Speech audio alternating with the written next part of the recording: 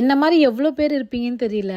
வீட்டில் எந்த வேலைனாலும் ஈஸியாக செஞ்சிருவேன். ஆனால் அந்த சாமான் கழுவுறதும் கிச்சன் க்ளீன் பண்ணுறதும் பெரிய டாஸ்க்குங்க. ரொம்ப நாளைக்கு முன்னாடி அமேசான் கார்ட்டில் ஆட் பண்ணி வச்சிருந்தேன். இப்போ தான் நான் அதை பர்ச்சேஸ் பண்ணேன். ஜஸ்ட் 200ல் என்னோட கிச்சனை எப்படி க்ளீன் பண்ணேன்னு பார்க்கலாமா? நான் ஹாப்பி பிளானட்டோட கிச்சன் சொல்யூஷன் தான் வாங்கியிருக்கேன். இது இந்தியாவிலேயே ஃபர்ஸ்ட் ஃபோமிங் சொல்யூஷன்.